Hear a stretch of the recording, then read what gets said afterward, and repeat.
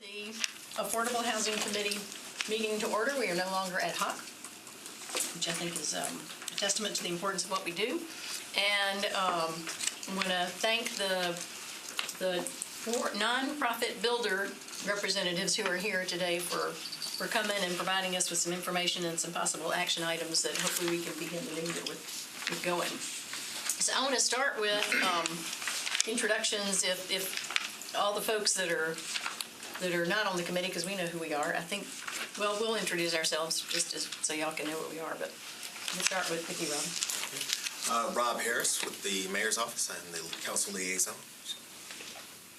Thank you. I'm Bill Friskus-Warren. I'm Community Advocate. Chip Wilson, Habitat for Humanity. I'm John Roberts. I work at Habitat for Humanity, too.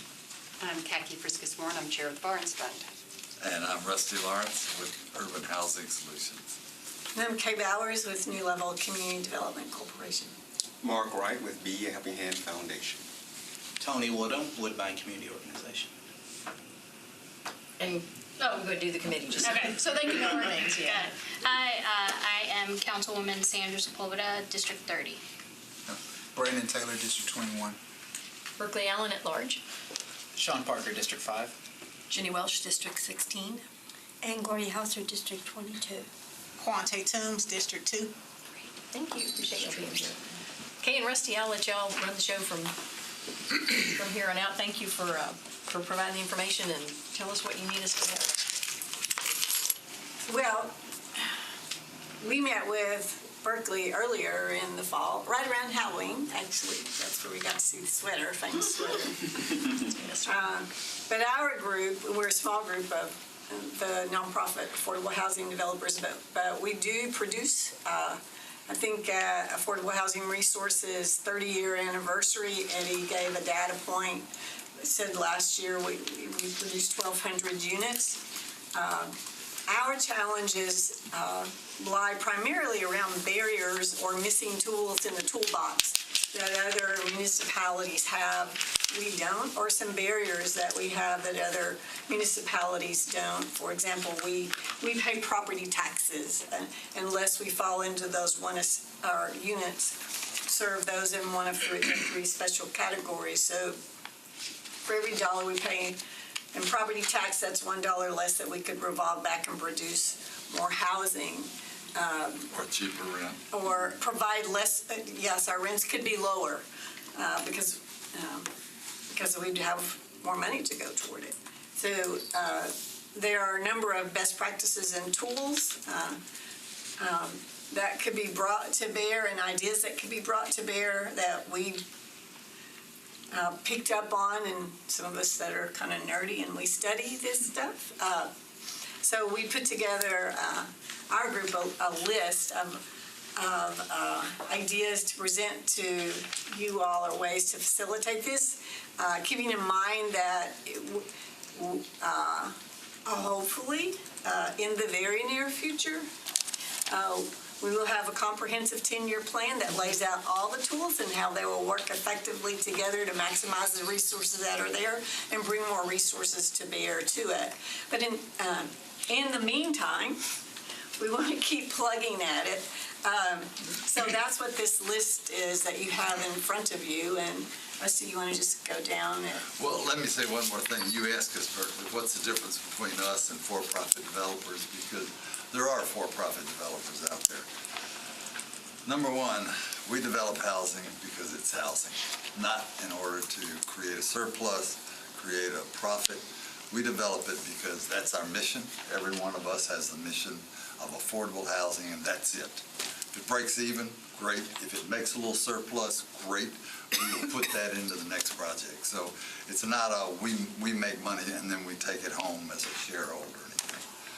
The for-profits, on the other hand, and I'm not lambasting them, but they're in business, and so their chief motive is to make a profit, either by renovating an apartment complex, making it nicer, and then reselling it for a higher price, or, on the other hand, taking it, rehabilitating it, raising rents $300 to $400 a unit, and then they manifest the profits on that.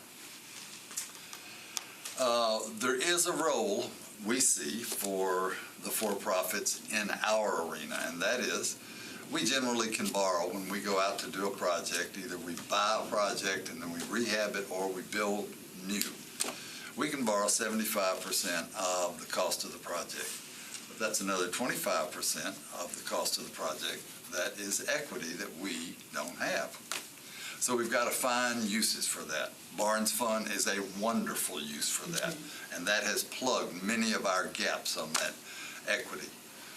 There's also the possibility that the for-profits could gain what they want and we gain what we want. If we partner up with the for-profit and they're willing to put in that equity portion, and just to use some simple numbers, let's say it's a $10 million project, we can borrow $7.5 million, we need $2.5 million for the equity to finish up the cost or the acquisition.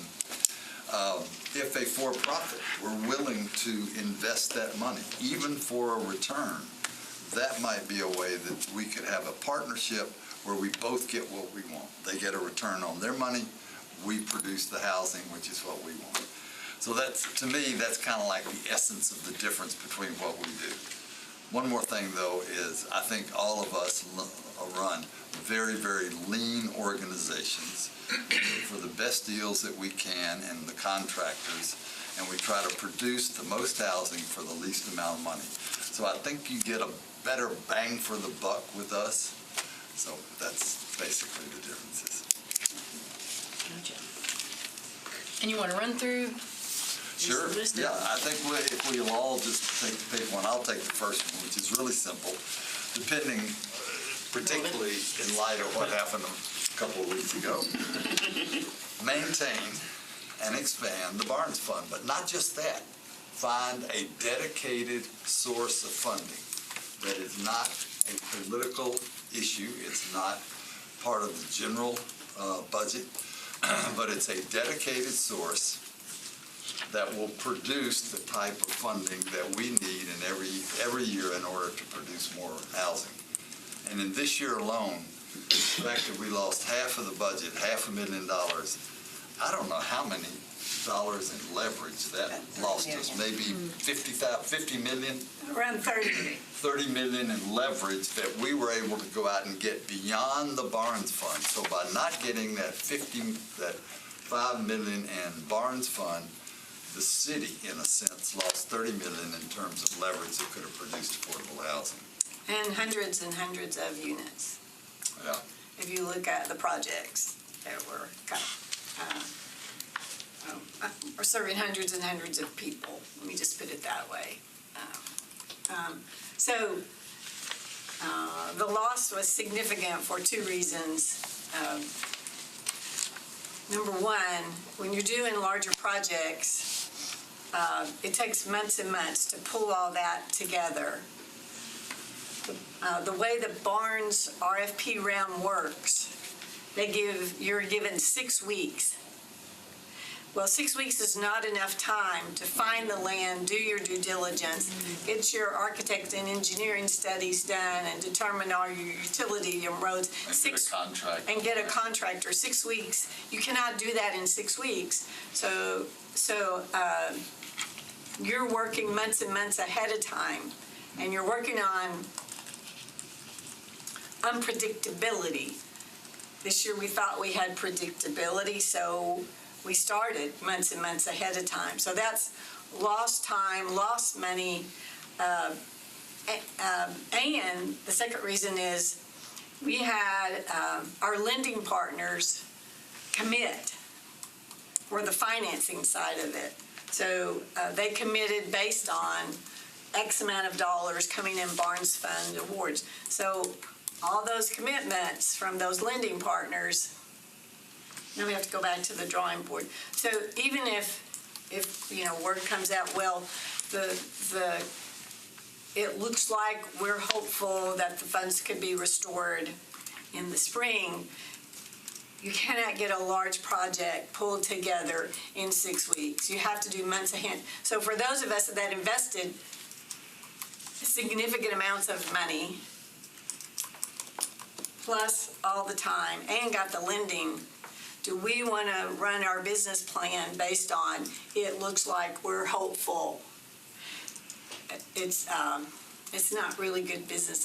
That's a barrier for us being able to fulfill the mission and produce the units and house the people we're trying to serve. Can you, I guess, tie together how the competitive nature of the Barnes Fund, to me, it seems like that would provide some level of unpredictability because you don't know if you're going to come over the threshold or not. No, I mean, not to mention just having half of it drop out at the last minute. But how do you deal with that piece of it when you go to a lender? Do they just know your track record is good and figure you've got a good shot at it? Well, they look at your track record, they look at your own financial strength and your own experience doing the projects. But then they also consider the Barnes Fund. So on the Barnes Fund side, a scoring matrix is provided to the applicants, and that's your guide to try to help you score as many points as possible. Now, that's evolving and it changes. It probably will change again, and I know the Barnes Commission just went through an extensive strategic planning initiative recently. So they're always looking at ways to make that even better. To answer your question directly, is a bank will give you a, what do they call it, pre-approval commitment. And it depends upon your getting the Barnes Fund. And so it's there, it's a commitment, but it does depend upon that last contingent. Yeah, so they're willing to do that. They'll put in a letter. Yeah. And you submit the letter with your application. Gotcha. Because in order for your application to be competitive enough to score to even be considered, you have to hit certain benchmarks. And so submitting the commitment letter, as it's called, from the bank is part of the expectation. Gotcha, that's helpful.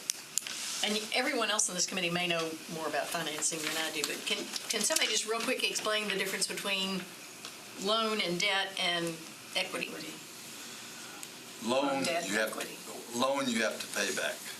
Equity comes in two forms. It's either a grant that you don't have to pay back, or it's an investment by a for-profit, an individual that is expecting a return on that money. That's basically it. So you put the two together, you've got a project. Or sometimes you may have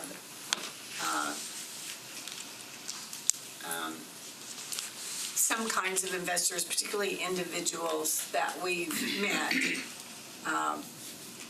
who want to be a part of trying to help.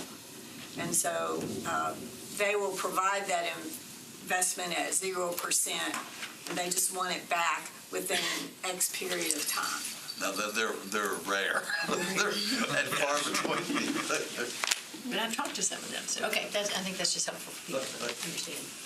Great, and we have, I think most of the members of this committee either have or are in the process of sending a letter to the administration stating our strong commitment to pushing to have the Barnes Fund restored by the end of the year.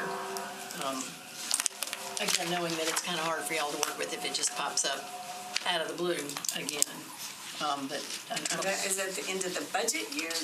we just said get it back as fast as you can, and it needs to be back this year, not next year. And if it comes back next year, it doesn't count if you say, oh, well, last year we had $5 million, and this year we're going to add $5 million back, and that'll be $10 million, and isn't that great? Just what it was supposed to be. So I think we will continue to make that ask. And I have gotten a commitment from the administration to say, if money comes back, the first thing we unimpound is the Barnes Fund. So that's. Oh, that's good. I've asked for that in writing. That's nice. Yeah. So we should all continue to push for that.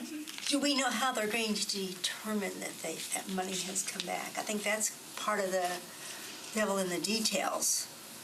There's all ways of interpreting right. that money has suddenly appeared. I think we have a budget that says we expect to get this much from sales tax. And so when we get our final, if that doesn't help us, when we get our final sales tax money, if it says, oh, look, it was 5 million over, then the So person. we will have something firm to look at and say, hey, Right. to call them on. The question is, can we get it back soon enough to be helpful? That's great. That's This great. year. So that's something we can all continue to push for. Anything else on the Barnes Fund? Khaki, is there anything else you want to say about the Barnes Fund? I think the one thing that I think Rusty did say about why the advantage of nonprofit developers is that depending on how they're getting their money, there's usually a retention period for how long that unit has to be affordable. And frequently, if for-profits are using that, when they're no longer under retention, they'll go to market rate. But nonprofits, when it's their mission for affordable housing, those units continue to be affordable long past what the retention is. So that's one of the things that I think is important for nonprofits is we get the unit now, which is important, but 30 years and 50 years from now, these organizations will still be maintaining it as an affordable unit. And is that done through deed restriction or what? The first is done through deed restriction, but then exactly what Kaki's saying, the deed restriction, that's just a legal document that says it's got to be like this, but we would do it anyway that way. And that both restricts the income of the resident and the rents that can be charged. So it's a much better, the public money gets a much better return. Long-term return. Long-term return. With the nonprofit housing developers, housing is our mission, than just a typical for-profit developer doing a LIHTC. Which is low-income housing tax. Low-income housing, right. But because it's the mission of affordable housing organizations like ours, the likelihood of that flipping is slim to none. Right. Because there are previous administrations who can claim to have filled the gap at the time, but 5 to 10 years later, it was all back to the market and gone. So that didn't achieve the long-term goal that we had before us. Gotcha. Okay. Item number 2. All right. Well, I tell you what, I'll take 2 and 3 and combine them together. Okay. And you guys can chime in because I don't have the bill in front of me. But actually, the interpretation of the law actually affects number 3, which is codes. When laws are presented and made and enforced here, the state is going to turn around and taking that law and changing the interpretation of it. So when we get down to codes, now we got this, they're trying to figure out, okay, does this apply to nonprofits or is it for-profits? So they just really mix us in right now. We don't get any special consideration, especially when it came to sidewalks. That was the law that was put in place to help speed us along, cut down the costs, but we're in that same pool with general contractors as now we either got to pay the in-lieu fee or we got to build a sidewalk. So a lot of these laws have been put in place for nonprofits to help us save money, which we pass on into our projects, which keeps the rents low. We're having to incur these costs. And if we have already planned in our grants and in our budgets for a certain amount, then all of a sudden the law changes, which has happened to our organization. Now we have to come up with this money to build these sidewalks. Or we do a lot of HPRs, 2 large family, 2 houses on one lot. So we run into a lot of issues, and we spend a ton of time at codes. We just got through the project. We're back and forth, back and forth, back and forth, sitting in the same general line as the general contractors. Now they're making a profit. We're doing this stuff mostly at cost, like Rusty mentioned, maybe have a little revenue at the end to put into another project. So the more time we spend down there, the more it's costing us, and we can't get the project off the ground. So that's really, so we had something, facilitator or some person or something set up to where when we walk through the door with our set of plans for affordable housing, it gets sent through. And didn't you say there was already an ordinance? We already passed that. But it doesn't work. But it doesn't. It's not working. So I've heard differently. It's not working. So I've heard differently. So because I've heard people who've gone down and used it and they did go to the front of the line. So what is occurring when you go to the codes? You're just in the mix. You're just in the mix. Our last one was 7 months getting approved. And tell us what stages that happens. Is it the grading permit, the... Grading's pretty fast. Grading is It's fast. stormwater? That's it, stormwater. Stormwater, public works. Yeah, sidewalks, all of Those are those the issues. big ones. I'm at 7 or 8 months on the Yeah, project. we're about the same. Water. I finally had to kind of bid it out just to try to lock in a contractor before I even had final approved plans. Yeah. So Colby, who have you heard that's actually been able to? So I had a for-profit developer who's doing a LIHTC project, yeah.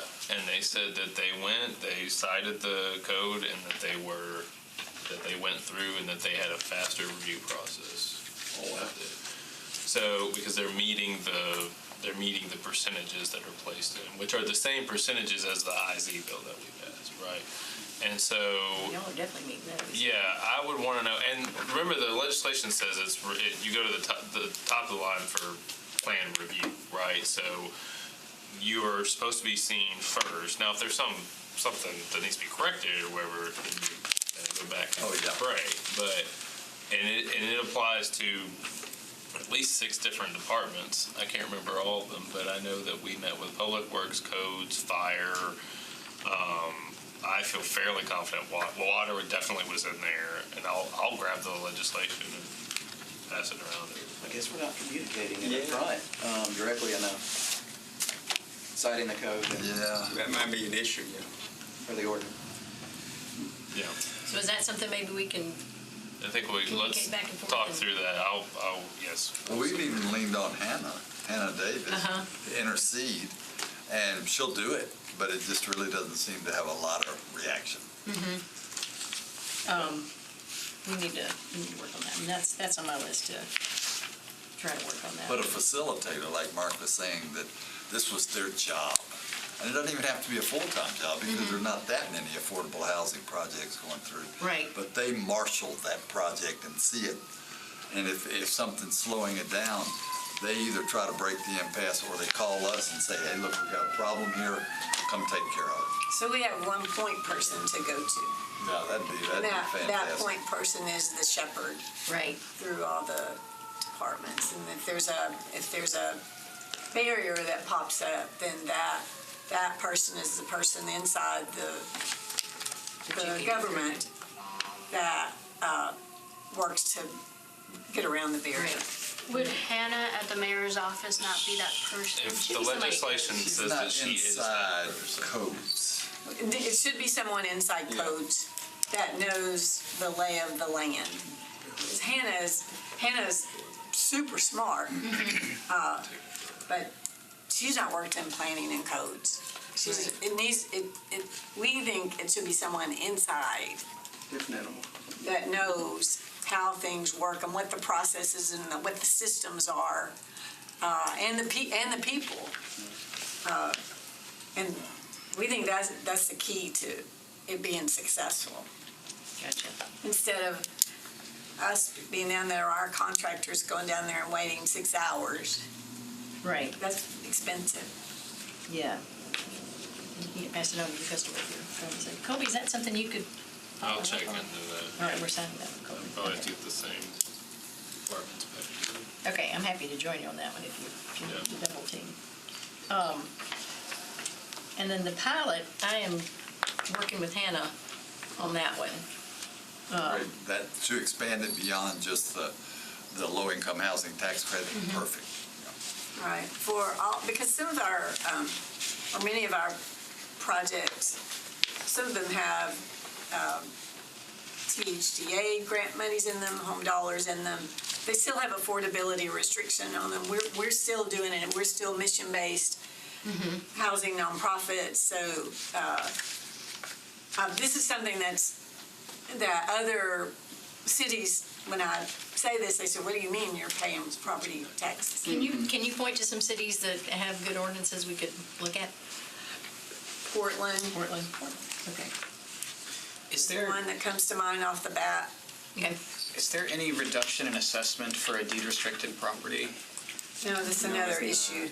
And that's one of the issues we run into. We do a lot in Council Aids 2 district, and we build townhomes that are 1,700 square feet.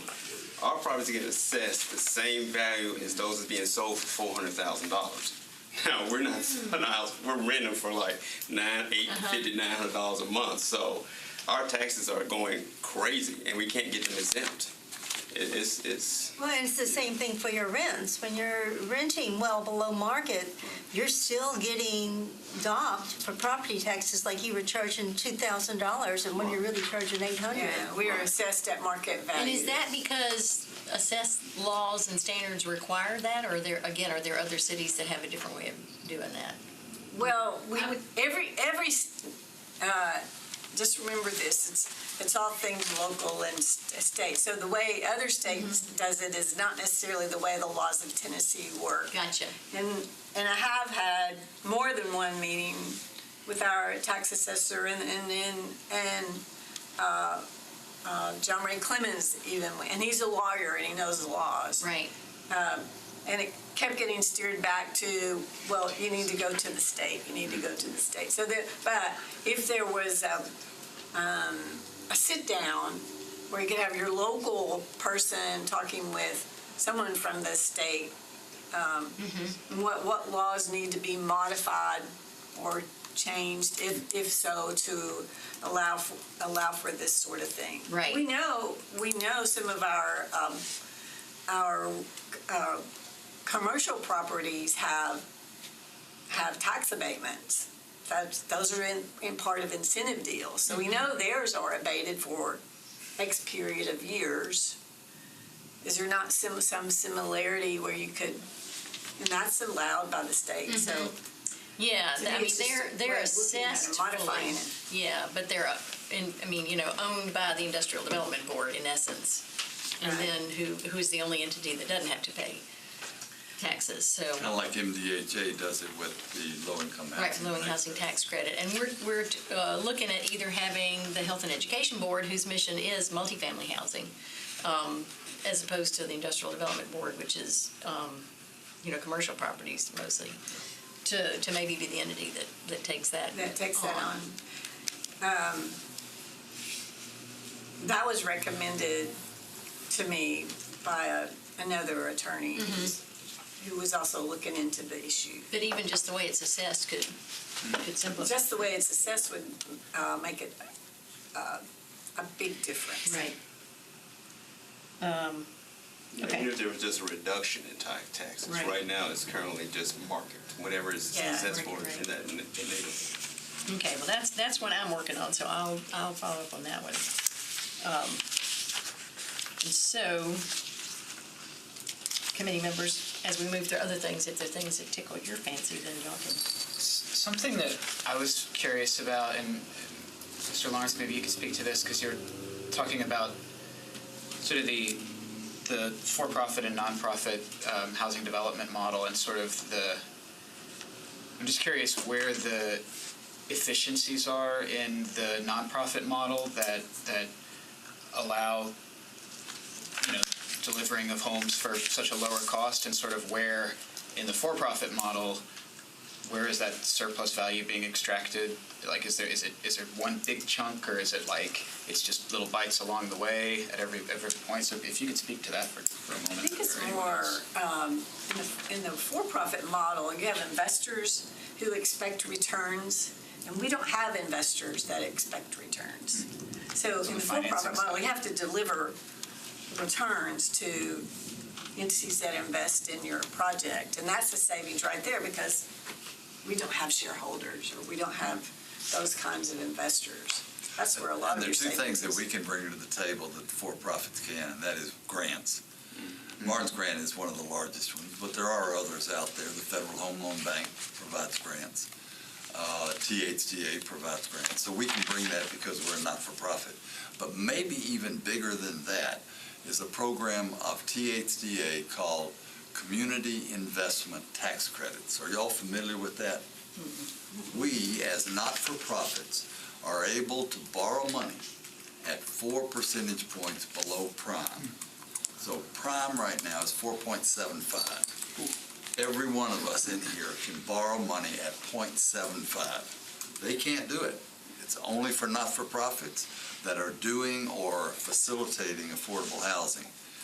And so that gives us quite a bit of an advantage, because we're able to have the same length, the term of the loan will be the same, but our interest rate is going to be minuscule compared to what they pay. So there's cost savings, and as long as the project is serving households whose income is at 80% or below a very median income, then it's a qualified project. So that's a nonprofit has to do it, and you have to serve those households at that income level or below. Also, just a couple other ones too. A for-profit, if they make a profit, they have to pay income tax on the profit. Yep. So they need to, make enough to cover their True. tax Their burden. taxes. That's right, and we don't. That's right. And then there's other advantages, like for banks that need Community Reinvestment Act credit are incentivized to work with us. Sometimes buying, like at Habitat, we'll buy our mortgages at 0 discount. 0 discount means 0%. 0% interest. Yeah, like at Habitat, we're a little bit different. A lot of what we've talked about so far has been rental and kind of rent control for units. Whereas Habitat, we think about kind of the spectrum of housing, and we recognize the need for all of these other levels as well. The shelters, transitional housing, subsidized rental housing. And the market that we're working with are low-income folks that wouldn't have the opportunity for home ownership otherwise. And we talked about kind of needing a hand up instead of a hand out. So they're working very hard to make a better life for themselves. And one of the things that we do that's really critical to them being able to afford home ownership is the 0% interest. So that's where our model's a little bit different. So they're paying a mortgage. It's a 30-year mortgage. Right now, it's based on the assessed value of the home. So we're not directly discounting the price of the home. We're building a very high quality, modest starter home. But when we do a 0 interest loan, the way that the discount works, it's like a 45% discount. So if you look at the cash flow and you're paying market rate interest, you'd have to buy the home for 45% less. So that's kind of where we're at with Habitat. So for us, we need. And are those deed restricted as well? I mean, can that owner then sell it? And... We do. We're kind of in a unique spot there too, because we want to provide as much of the full benefit of home ownership to the families and homeowners that we serve as possible. So when we get into deed restrictions and things like that, where they wouldn't have the opportunity for all of the appreciation, that's taking away some of that. But we do have, like in the case of Barnes Housing Trust Fund, there's restrictions in there, and some of our other grants will have a restriction. So we try and keep it as unrestricted as we can, because that is part of the value to the homeowner and their family. But we're kind of in that balance of needing the funding to make it work and balancing that with some restriction. And then on the homeownership side, just above the population that Habitat serves, that Affordable Housing Resources builds, that we're building, in many cases, their loans are loans that are offered by banking partners, because they're CRA loans, so they have special loan products with special conditions to help with the mortgage side of things. So we use the equity from, whether it's a Barnes grant or a grant from somewhere else. We use the Community Investment Tax Credit Program from the state of Tennessee that we just discussed, run by the Department of Revenue, to keep your cost as low as possible. And then when it comes time for them to get the mortgage, if they're not in an area where they could get a USDA mortgage, which is the next best mortgage to Habitat if it falls in a particular census tract, and there are some of those in the county, but then the your banking partners will often have special mortgages, their CRA mortgages, that offer terms to serve this particular population. But kind of like the bottom line of what you were talking about, construction costs are the same. We don't get any deals. we pay the same thing that the big for-profit developers pay. Depending on the size, more units, it comes down a little bit. But we don't have to pay all the financing cost. And so we're able to reduce that, which allows us to reduce the rents. And that's kind of like the bottom line of it all. Or the cost of them. And that kind of brings up the next number 5 here. This is kind of a controversial point or policy possibility. Whereas those apartment complexes or houses that have been subsidized either through a Barnes, through low-income housing tax credits, through TIF, through any of the various mechanisms that developers bring down the cost of it. If we had a first look, and I'm talking about, we're not a very large group. I mean, there are just a few of us that do this. If we had a first look and we could say, we're interested and we're willing to pay the price that you're asking. We lost a project 6 months ago where we were willing to pay even more than the price, but we didn't get it because a national firm came in and they had more credibility. They were able to move much more quickly, and so we were not able to preserve a property that was already affordable, but was going to leave that area because they were being bought by a large national conglomerate, and they were either going to, I guess, flip it, or they were going to improve it and raise the rents. And y'all can, I mean, clean it up or improve it, but keep the rents affordable. So San Francisco has... I think theirs is actually on the books now, and I think there's another one. I can't remember where it is. It's maybe Maine, where it's a similar type program where not-for-profits get a chance to look at the sale. And we're not asking the owner to sell it for any less. We're not saying you have to pay, you have to send it to us for less. Just give us a chance to make a competitive offer and have a little time to consummate the deal. You might be interested in investigating that and following up? I can take that one. one. Oh, you got that one. Okay, That's great. That's great. Great. Number 6. Yeah, this is one of the issues we run into, especially if we're trying to get more units on a lot, which we have to go through SP process, specific zoning. Thank you, specific plan. So this is a long process, and sometimes we don't get it. We spend a lot of money, pre-development costs for engineers, and we don't get the approved zoning. So there were some ordinance that allowed us, if we get to a lot, let's say you're able to build, you can build 2 on there. If we go ahead and build 3, then we can bypass that whole SP process and move forward with the project. That would be very helpful in getting more affordable housing out there without going through a long process that most of the time does not yield anything. There's a lot of cost. Do you know of any cities that have some? I'm trying to think of what that would. I mean, as council members, who some of us have already been through this fun process of trying to add density. You know, I was talking about the Highland Heights area. So a lot of that area is still zoned, say, RS5. But if you look at the small area study that planning passed, you know, there's kind of this, the plan says this is an area of high intensity, but yet the current zoning is RS5. So I wonder if, sort of similar to the codes thing of front of the line or whatever, if nonprofits might be able, because you really, ideally, you don't want to just be going from, you know, a single family to a 2-on-1. I mean, you'd want to be able to take advantage of kind of the density that's slated for that area to the fullest extent, but you know, to not have to apply for every. I mean, you still have to. I don't know how this would work, but I'm just thinking about that sort of that difference between what the community plan says and then what's on the ground right now, and that might be a place where we could maybe move some of the nonprofit partners ahead in the process a little faster.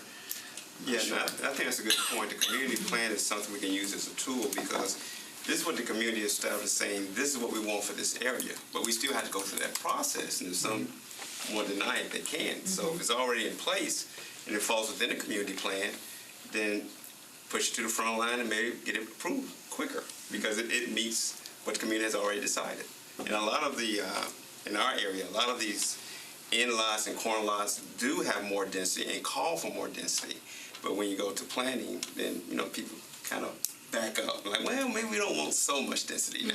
Well, it's challenging because, at the planning level, they really can't do anything that I'm aware of, and I've had a lot of these conversations, they can't really do anything about affordability or saying, like, only this person can build on this lot if it gets upzoned. Like, they can't condition it in a way. So I'm not sure how we could do that without, because, sometimes people ask for a base zoning change, and then it turns out what they wanted to do with it's not what they do with it. But not saying anybody in this room is going to do that, but it happens, and neighbors are often skeptical of base zoning changes for that reason. But that's something to think about. Yeah, we tried the inclusionary zoning bill, which said if you ask for more density, with that comes the responsibility to do this. Yeah, and the state promptly preempted that after I'd spent a year and a half.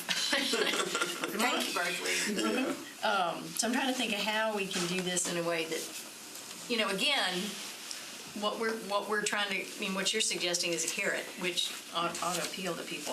I think it would be necessary to work with neighborhood groups to get their buy-in on the front end, because that's where the rub always comes. Yeah, we had a good example off of Dixon Road. We had a large lot. It was two acres, and the community plan called for much more density. But when we get in front of the community, they say, well, that was in the plan, but that's not really what we wanted. So planning was fine when we got the okay from planning and everything. They were fine with the plan, but the community was like, no. So right. We had to buy. Cut through traffic. I hear you. That one's going to take some homework. Yeah. So the second portion of 6 is something that I'm already drafting, the reducing parking requirements for sites. That would be great. That was through a discussion with Brent when we were talking about actually the second part of number 3, which is also going to be in this legislation. I have so a couple weeks ago I requested the office to draft legislation to waive all metro permit fees for qualifying affordable housing and eliminate parking requirements on qualifying affordable housing development on multimodal transit corridors as they're defined as they're defined in the major and collector streets plan. So when this says transit lines, I'm assuming that's really what you mean. So I had asked for that to be available to be filed for the first meeting in January. Great. So I actually just sent a reminder email to Hannah and Danielle to ask about that. But just so y'all are aware, and so the committee's aware, that that's happening. I sent it on the 29th of... Who's drafting that? Who drafts? Metro Legal is drafting it. Metro Legal. Yeah. And so they're going through where it would need to be in the code. And that is to eliminate, if you're on a major transit line, to eliminate parking requirements. Yeah.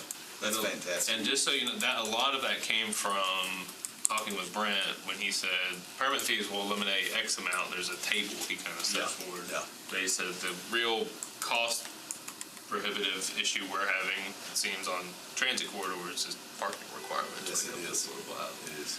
So he talked about reducing, and I said, all right. That would help so much. Go for a look. That'd be a big one. And that's a way to backdoor the density issue. That would be tremendously helpful. You wouldn't even have to worry about that. Right. Because that's what limits the density in most cases on those corridors. Is the parking requirements. Yeah. So for someone like myself that doesn't develop properties, when you say eliminate parking requirements, I assume there's still parking. So we wouldn't require the parking. So there's several cities across the country now that are saying either instead of doing parking minimums, it's been flipped on its head and it says we'll require parking maximums in the sense that you don't go above a certain amount, or you eliminate entirely. The theory behind eliminating entirely is no developer, nonprofit, for-profit, or with half a brain is going to go out and say, I'm going to go develop a property that nobody will come to or rent or buy because they don't have any parking whatsoever. But what it does is it helps them determine that instead of us putting it on our planning commission to then put it on them to say you must do a minimum parking requirement, which is what we have now. So we are literally taking land off the books to say you have to park cars here. And do the banks sometimes determine what, sometimes I hear for-profit developers say, well, the bank says I've got to have X amount of parking, or they won't loan me the money. I mean, do y'all run into that, or? No, because right now it's codes driven. And so right now you have to do enough parking to satisfy codes. And banks usually go along with that. Gotcha. But I heard a study that within, I can't remember how many years, maybe it's 8 years from now, we're going to have 40% less cars traveling around in Nashville than we do today. So if you think about that, that's 40% less parking that needs to occur. So that's really a big one, Colby. Great. Revolving loan fund?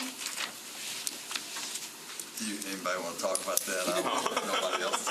All right, so basically, if you think about it, all of us serve people that are making our economy work. We are talking about people that are serving in the restaurants, that are cleaning up and doing things in the hotels, the construction workers. That's who we serve, and that is the fuel for our economy. And so we're saying that there are probably some industry groups out there that recognize that they are having an enormous affordable housing problem because the people that they're hiring are having to come from, I don't know where, Lebanon, and they have to pay higher rent, they have to pay higher wages because they have to come so far and it's time and all that. So the thought is that if there were a fund that might be seeded by Metro government, maybe from GO bonds, and then you go out and you go to the tourist groups and you go to the Chamber of Commerce and other groups that have a vested interest in seeing that Nashville continues this engine of development, and you go to them and you say, we'd like to see you invest in this. This is important. It's gonna help you in the long run. And so that's the thought behind that. And it wouldn't just be for us. That would also help the for-profit developers who have to pay 12 to 16% on the equity that they borrow. If they could borrow from this fund, they could also do more housing. Right.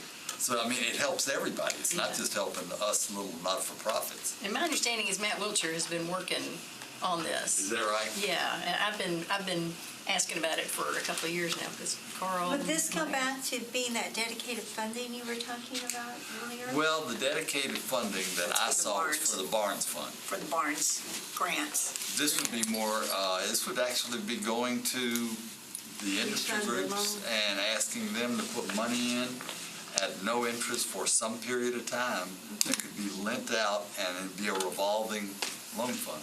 Right. So the Tourism Association. Yeah. And that's where I think having you all not necessarily take the lead, we'd be with you, but reach out to them, I think would be very effective. Right. I think we just need to get the entity created and then.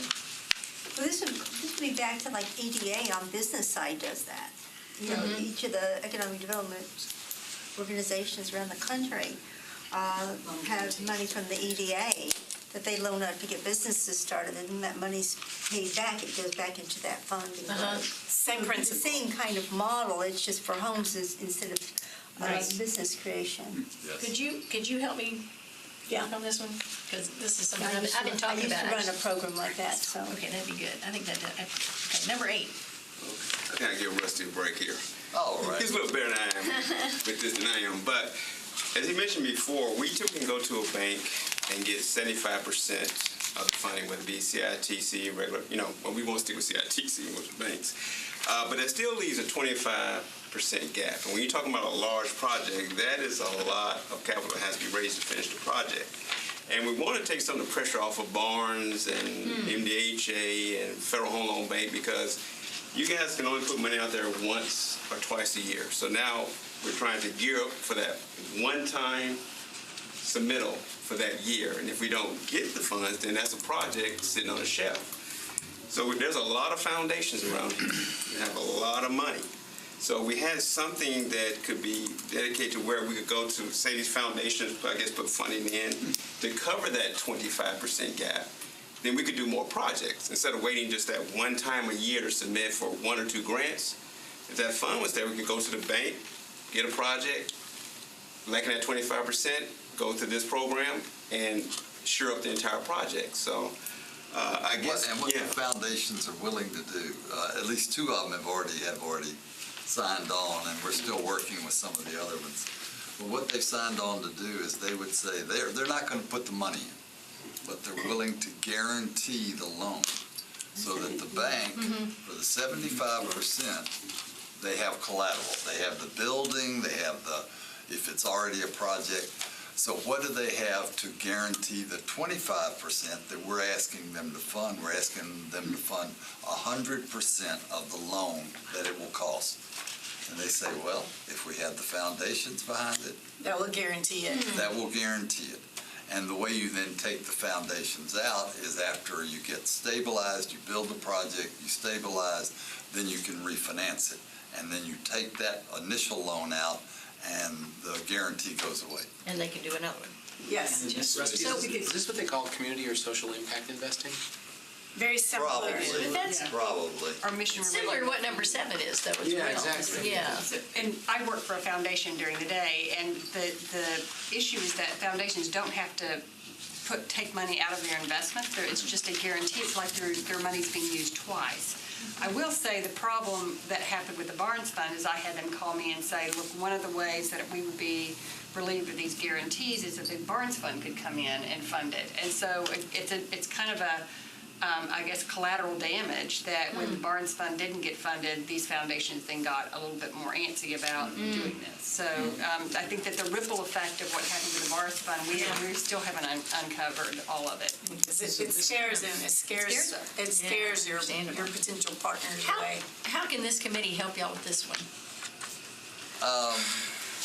I don't know, just be supportive, I think. Yeah, that was what's in my mind too. What could you guys do? Well, you know. We can tell them we've met with y'all and it's a good idea. It would be some fantastic infrastructure to have in place, especially if we did get this first look kind of program for existing subsidized housing. Because, right, so you can jump on it right there. Piecing together $11 million is, I'm sure that's a challenging task. One of the biggest things about the grants is site control. If we're able to control the site before we come to the grant, that is a big plus. What do you mean? Site control, being able to own It means you have a contract on it or an option, own a or you property or own something, it. yes. Or you own it. Yeah, That's a timing issue. yes, and that's where we lose a lot of our projects is waiting. Yeah. Gotcha. Okay, and then number 9. Pretty much goes with number 8. Okay. Just getting the religious organizations, they have a lot of land. Every church, just about every church owns a couple lots beside them. And they're sitting on this land, want to be developers, want to do affordable housing, but they really don't know how to get it started. I've been approached several times, organizations. So again, if the encouragement was there for them, hey, partner with the nonprofits, don't try to be a developer yourself. You know, give it to nonprofits and let them help develop your projects. It will move a lot faster and get the projects out the ground. So just encouragement. You know, for the assessment piece, what if affordable housing was a religion? Well,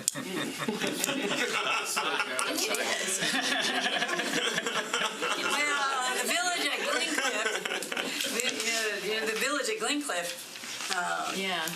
Oh, yeah. it's an example of how that happened because Glencliff, because the Methodist Church, is a religious entity, so they were exempt from codes, but just because it was happening didn't mean the neighbors didn't like it and that they faced a lot of battles over it, and they finally won.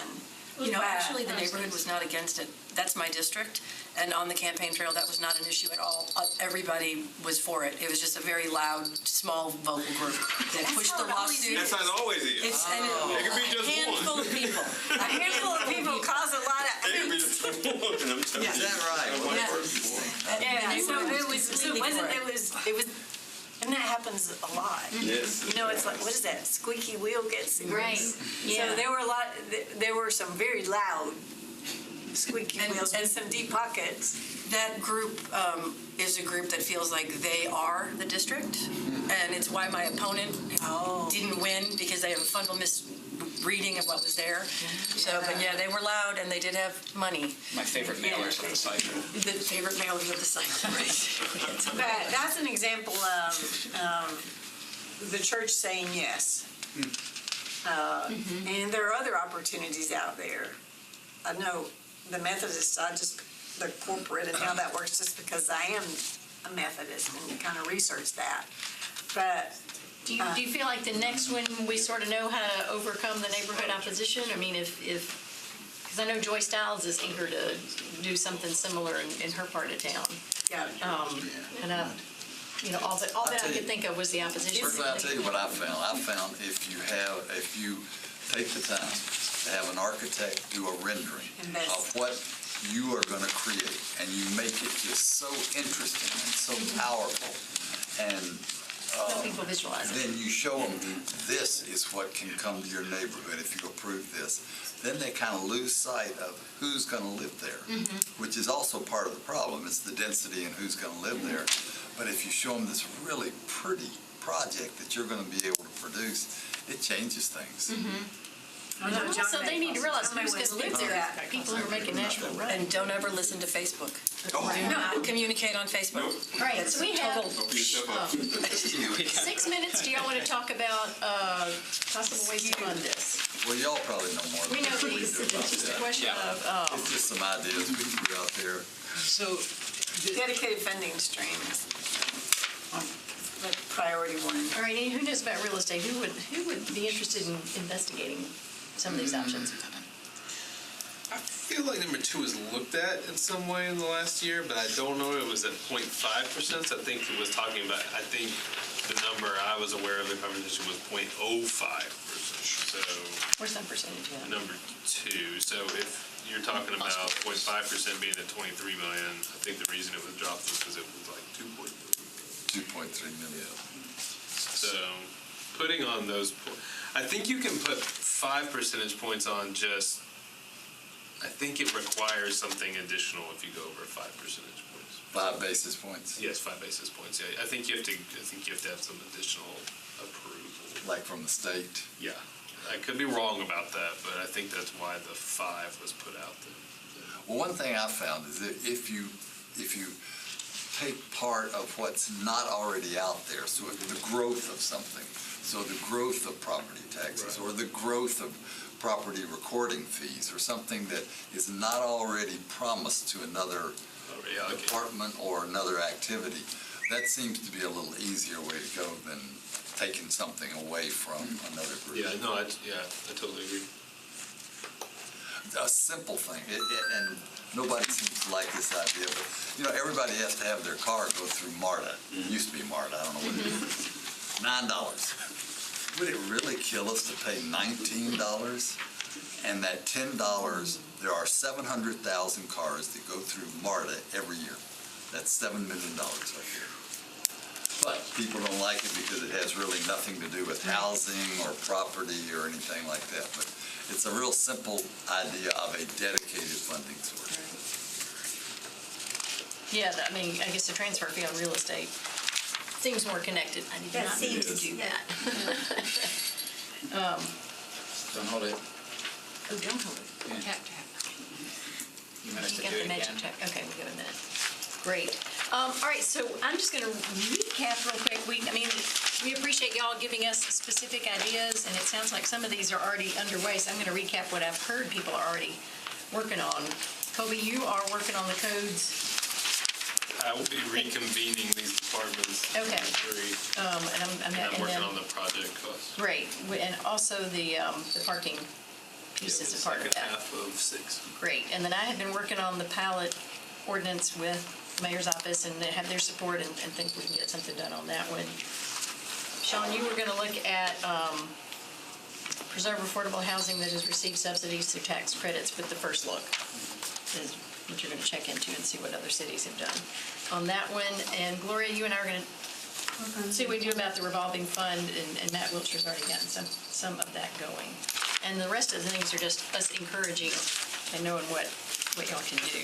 If we accomplish some of those, and also the mayor is working on putting the task group together to talk about a 10-year comprehensive plan. So I think that's going to get started. I think it's really important for us to send the message that we support that plan, but we're not going to wait for it, and get some other things going. And also just to make sure that that plan builds on the studies that have already happened, like the consultant in 2015 that gave us all the numbers, not to start back and do all that. And that's what the mayor's office is supporting as well. So I think that group can have a short enough time frame that we're not, looking years down the road. I think that by the end of that year, that something could be happening. But I would love to see. I'm excited you got something ready to go in January, and if we get the pilot going shortly after that, that could be two good tools that are happening pretty soon. Have y'all heard anything about a housing office? Remember the idea of a housing office rather than... Certainly, the mayor has said repeatedly, that he wants to move it into a department as opposed to being part of the mayor's office, simply for stability, which I think is a great idea. I haven't yet heard what department would inherit that or if it's headed there yet, but I think that's an important point on that. I guess when it comes to a 10-year plan, the devil's in the details. So, my request would be that this 10-year plan follow best practices, and that it look at models where it's worked well, and the plan is a good plan, from similar cities. And I know you have San Antonio's plan. That's what I keep hearing, yeah. And so use that one. Also, Mayor Cooper and Kristen Wilson have that. But that's an example of a thoughtful plan that engages the community. And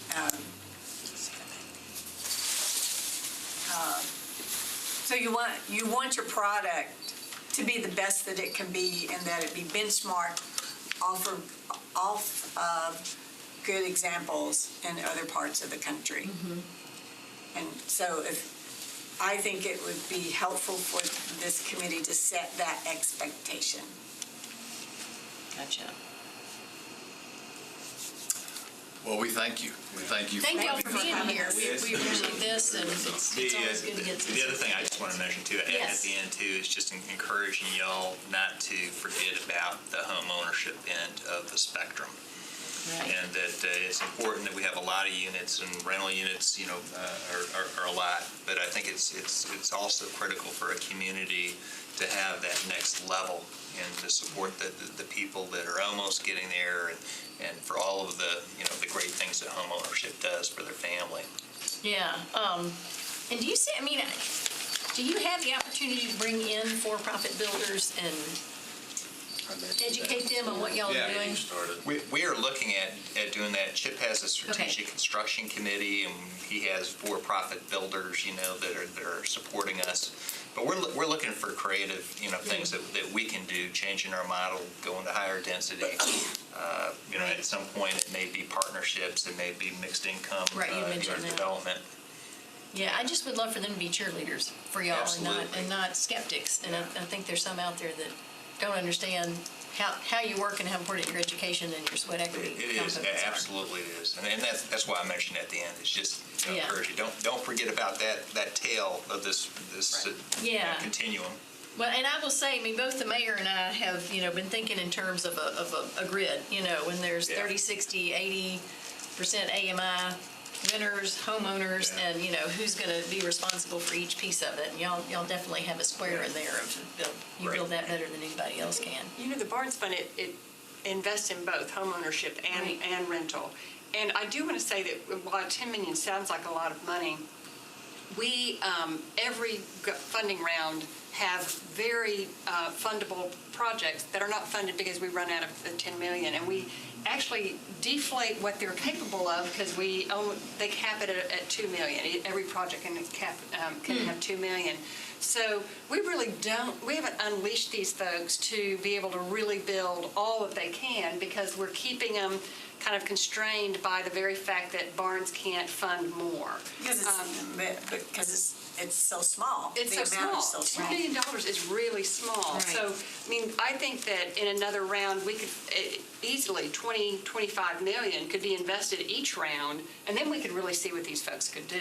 Unleash us. Unleash us. Ready to go. I just want to say, 10 Yeah. million, Oh, we spend we it, need don't more worry. than that in the Barnes Fund. And it may be helpful, and maybe this is part of the 10-year plan, is to, compare that with the money that we are instead spending on social services and emergency room visits and other things that are related to, housing instability. Yeah, the social determinants of health. Yeah, Because you and can just to say- quantify that. That can all be, that's all quantified. Spend it on housing or spend it on, trying to catch people when they fall, and let's people help them not fall. So if anybody knows where we find those numbers, that would be helpful. Absolutely. Especially as we start the next budget cycle in I'd January. look at the school system. I've heard statistics. I don't know, is it 40%? Some, yeah. I mean, It's at least 30. Or 30, I mean, but it's very high. Changed. Change schools, and they're not in the same school at the end of the year that they're at the They beginning. change an average of, they move an average of 3 to 4 times a year. Yeah.